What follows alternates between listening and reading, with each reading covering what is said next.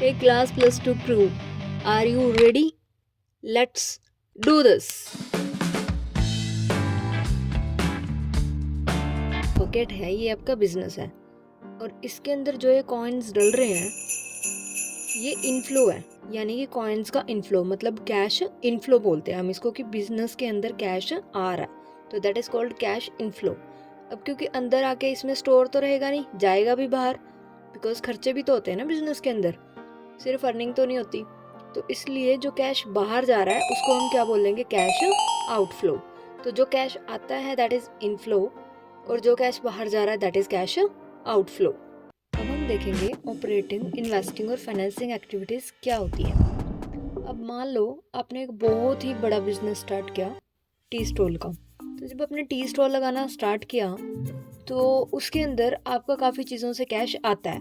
किन किन चीज़ों से कैश आता है? जब आपकी चाय सेल होती है तो आपके पास कैश आता है, तो दैट इज़ कैश इनफ्लो।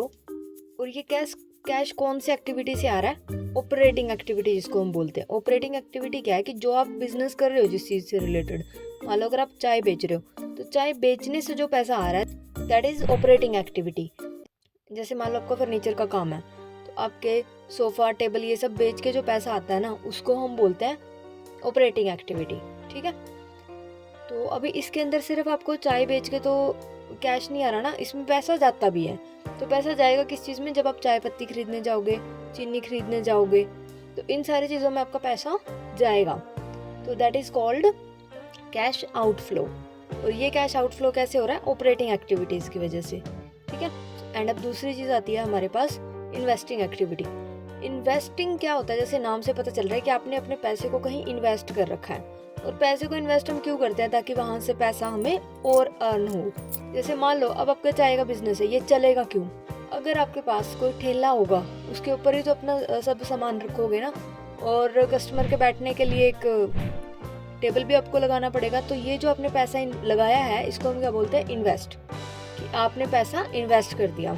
अब मान लो आपने 4-5 टेबल में पैसा इन्वेस्ट किया, लेकिन आपने देखा कि सिर्फ 2 ही टेबल भरते हैं, तो आपने उसमें से एक टेबल को सेल कर दिया।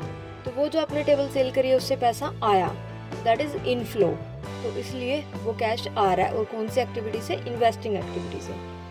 इन्वेस्टिंग एक्टिविटी में जब आप पैसा लगाते हो, कोई चीज़ खरीदते हो, तो पैसा जा रहा है, तो वो कैश आउटफ्लो हो रहा है इन्वेस्टिंग एक्टिविटीज़ की वजह से। और ये जब पैसा आ रहा है तो ये कैश इनफ्लो है इन्वेस्टिंग एक्टिविटीज़ की वजह से। अब तीसरी चीज़, अब मान लो आप एक चाय वाले थे, तो बहुत गरीब थे, लेकिन आपके पास चाय का ठेला लगाने के लिए भी पैसे थे नहीं, तो आपने कुछ पैसे अपने लगाए और कुछ पैसे किसी और से लिए। तो जो किसी और से आपने पैसे लिए उसको हम क्या बोलते हैं? कि फाइनेंस लिया आपने किसी से, ठीक है। तो वो जब पैसा आया है आपके पास तो वो कैश इनफ्लो हुआ है। वो जो कैश इनफ्लो हुआ है वो किस वजह से हुआ है? क्योंकि आपने पैसा लिया है, तो दैट इज फाइनेंसिंग एक्टिविटी, क्योंकि फाइनेंस आया है और आया है तो इनफ्लो, इसलिए प्लस हो जाएगा।